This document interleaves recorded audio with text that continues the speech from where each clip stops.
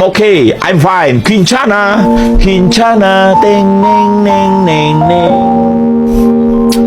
Ku menahan rasa sakit, rasa sakit. Few moments later.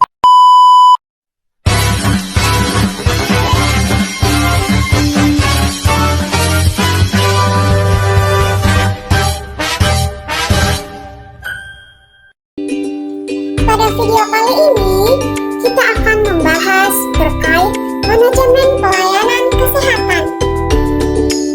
Nah, dalam manajemen pelayanan kesehatan, terdapat mekanisme menyusun program pelayanan kesehatan. Mekanisme tersebut diantaranya yang pertama, identifikasi masalah. Identifikasi masalah di sini penentuan besarnya atau luasnya suatu kondisi dalam suatu populasi yang ingin diperbaiki. Yang kedua, menetapkan prioritas. Artinya, pemilihan prioritas dapat dilakukan melalui dua cara, yaitu teknik scoring dan teknik non-scoring. Yang ketiga, penentuan tujuan. Ada dua jenis atau tingkat tujuan, yaitu tujuan umum dan tujuan khusus atau objektif. Yang keempat, penyusunan dan pengembangan rencana program. Artinya, penyusunan program dalam proses perencanaan mencakup keputusan tentang apa yang akan dilakukan untuk mencapai tujuan. Selanjutnya yang kelima, menetapkan sasaran. Nah, sasaran program kesehatan biasanya dibagi dua, yakni sasaran langsung dan sasaran tidak langsung. Selanjutnya yang keenam, organisasi dan staf. Uraian organisasi sekaligus staf atau personel yang akan dilaksanakan kegiatan tersebut diuraikan pula tugasnya masing-masing. Selanjutnya yang ketujuh, rencana anggaran. Uraian tentang biaya yang diperlukan untuk pelaksanaan kegiatan, mulai dari persiapan sampai dengan evaluasi. Dan yang terakhir, rencana evaluasi. Nah, di sini uraian tentang kegiatan yang akan dilakukan untuk menilai sejauh mana tujuan-tujuan yang telah ditetapkan tersebut telah tercapai. Selanjutnya kita masuk pada prinsip-prinsip pengembangan program pelayanan kesehatan. Di antaranya, administrasi kesehatan diselenggarakan dengan berpedoman pada asas dan kebijakan dekonsentrasi, desentralisasi, dan tugas pembantuan. Selanjutnya, informasi kesehatan mencakup seluruh data yang terkait dengan kesehatan, baik yang berasal dari sektor kesehatan maupun dari berbagai sektor pembangunan lainnya. Selanjutnya, akses terhadap informasi kesehatan harus memperhatikan aspek kerahasiaan yang berlaku di bidang kesehatan dan kedokteran. Selanjutnya, dalam melaksanakan upaya kesehatan dalam hal pengembangan dan pemanfaatan ilmu pengetahuan dan teknologi kesehatan haruslah berdasarkan standar mutu pelayanan atau prosedur baku yang diakui. Selanjutnya, pengembangan hukum kesehatan meliputi upaya penyusunan regulasi serta harmonisasi hukum, sosialisasi dan advokasi hukum kepada aparatur kesehatan dan masyarakat guna menjamin terwujudnya kepastian, keadilan, dan manfaat hukum bagi semua pihak. Selanjutnya, prinsip penyelenggaraan manajemen kesehatan lebih lanjut diatur dalam peraturan kepala daerah di masing-masing tingkat administrasi. Nah, selanjutnya kita masuk pada pembahasan terkait mutu pelayanan kesehatan. Sebelum itu, apakah teman-teman sudah mengetahui apa sih itu mutu pelayanan kesehatan? Nah, mutu pelayanan kesehatan adalah derajat kesempurnaan pelayanan kesehatan yang sesuai standar profesi dan standar pelayanan dengan menggunakan potensi sumber daya yang tersedia di rumah sakit atau puskesmas secara wajar, efisien, dan efektif, serta diberikan secara aman dan memuaskan sesuai norma, etika, hukum, dan sosial budaya dengan memperhatikan keterbatasan dan kemampuan pemerintah serta masyarakat konsumen. Di dalam mutu pelayanan kesehatan terdapat syarat pokok dan batasan mutu pelayanan kesehatan.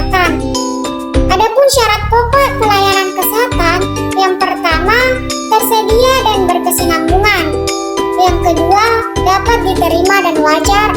Yang ketiga, mudah dicapai. Yang keempat, mudah dijangkau. Dan yang terakhir, bermutu. Selanjutnya, batasan mutu pelayanan kesehatan. Ada dua, diantaranya pembatasan pada derajat kepuasan pasien dan pembatasan pada upaya yang dilakukan. Selanjutnya kita masuk pada komponen mutu pelayanan kesehatan. Yang pertama ada input. Input di sini berisi sumber yang dimana meliputi tenaga, modal, dan alamiah, tata cara, dan kesanggupan. Yang kedua ada proses. Proses di sini meliputi yang pertama ada planning atau perencanaan, yang kedua organizing atau pengorganisasian, yang ketiga actuating atau pengarahan dan penggerakan, yang keempat controlling atau pengawasan, dan yang kelima evaluasi atau penilaian. Selanjutnya yang ketiga ada output. Hasil yang dicapai dalam jangka pendek, sedangkan outcome adalah hasil yang terjadi setelah pelaksanaan kegiatan jangka pendek. Selanjutnya yang keempat ada sasaran, target baik secara langsung maupun secara tidak langsung. Yang terakhir ada impact, akibat yang ditimbulkan oleh output. Peningkatan kesehatan dapat tercapai jika kebutuhan dan tuntunan kesehatan. Selanjutnya kita masuk pada pembahasan dimensi kualitas pelayanan kesehatan. Yang pertama ada reliability atau kehandalan, yang berupa kemampuan untuk memberikan pelayanan yang optimal dan akurat, meliputi kecepatan pelayanan, ketepatan pelayanan, dan kelancaran pelayanan. Yang kedua, responsiveness atau daya tanggap, yang berupa kemampuan pihak pemberi pelayanan untuk memberikan informasi dan membantu merespon kebutuhan atau keinginan konsumen dengan sesegera mungkin.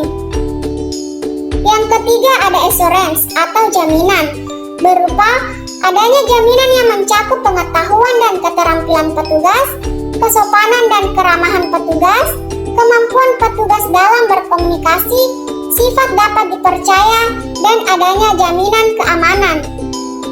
Selanjutnya yang keempat ada empati, pemberian perhatian yang sungguh-sungguh dari pemberi pelayanan kepada konsumen secara individual. Dan yang terakhir ada tangibles atau bukti langsung, yang berupa wujud atau tampilan meliputi fisik, perlengkapan, penampilan karyawan, dan peralatan komunikasi. Selanjutnya kita masuk pada kebijakan dalam menjamin mutu pelayanan kesehatan. Di sini ada beberapa kebijakan, diantaranya peningkatan kemampuan dan mutu pelayanan kesehatan, penetapan dan penerapan berbagai standar dan pedoman, peningkatan mutu sumber daya manusia, penyelenggaraan quality assurance, percepatan pelaksanaan akreditasi, peningkatan publik, peningkatan kerjasama dan koordinasi, dan yang terakhir peningkatan peran serta masyarakat. Pada upaya peningkatan mutu pelayanan kesehatan, dimulai dengan penataan organisasi, yang dilanjutkan dengan regulasi peraturan perundangan, selanjutnya pemantapan jejaring, selanjutnya standarisasi, dan dilanjutkan dengan quality assurance, selanjutnya pengembangan ilmu pengetahuan dan teknologi, dan peningkatan peran serta masyarakat dan pengorganisasi profesi, dan yang terakhir peningkatan kontrol sosial. Salah satu cara untuk menilai mutu dan kualitas pelayanan kesehatan di puskesmas adalah dengan akreditasi. Ada beberapa komponen dalam mutu pelayanan kesehatan, diantaranya yang pertama efektivitas, merupakan ukuran sejauh mana suatu kegiatan mencapai tujuannya. Selanjutnya yang kedua efisiensi, merupakan ukuran keberhasilan yang dinilai dari segi besarnya sumber daya untuk mencapai hasil dari kegiatan yang dijalankan. Selanjutnya yang ketiga ada adekuasi, merupakan penilaian terhadap terapi hemodialisis yang dinyatakan sesuai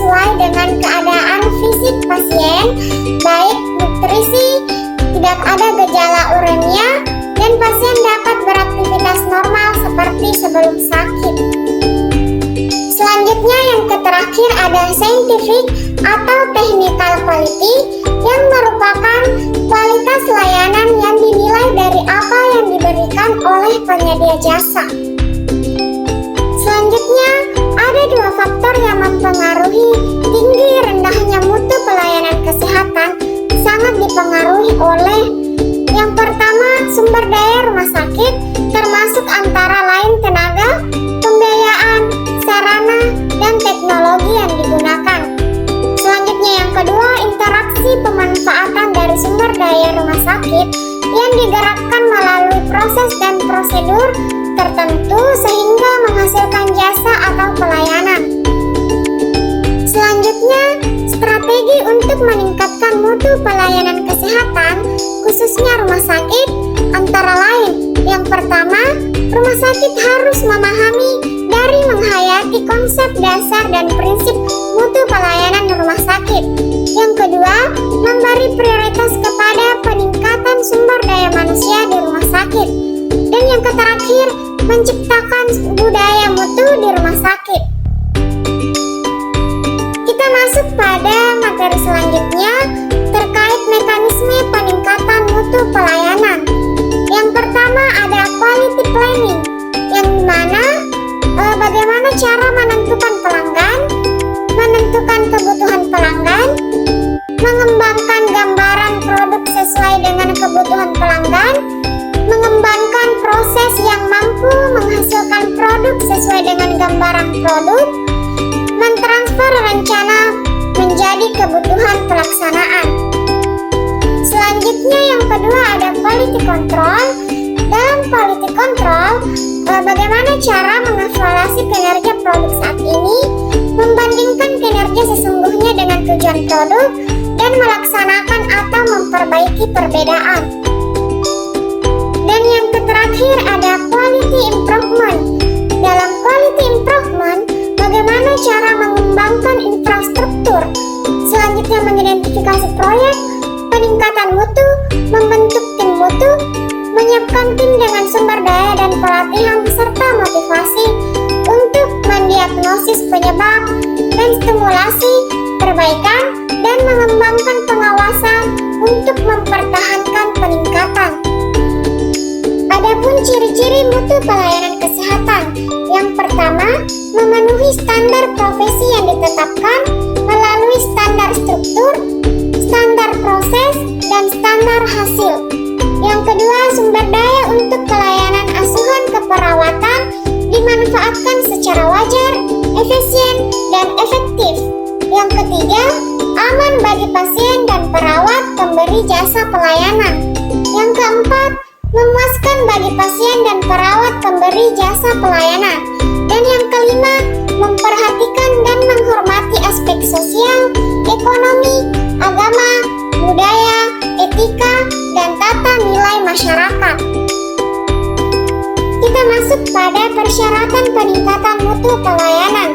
Persyaratan untuk meningkatkan mutu pelayanan antara lain yang pertama, pimpinan yang peduli dan mendukung. Yang kedua, adanya kesadaran bahwa mutu harus ditingkatkan atau sadar mutu. Yang ketiga, tenaga keperawatan disiapkan melalui peningkatan pengetahuan, sikap, perilaku, dan keterampilan dengan cara program diklat. Yang keempat, perlengkapan dan lingkungan mendukung. Dan yang kelima, adanya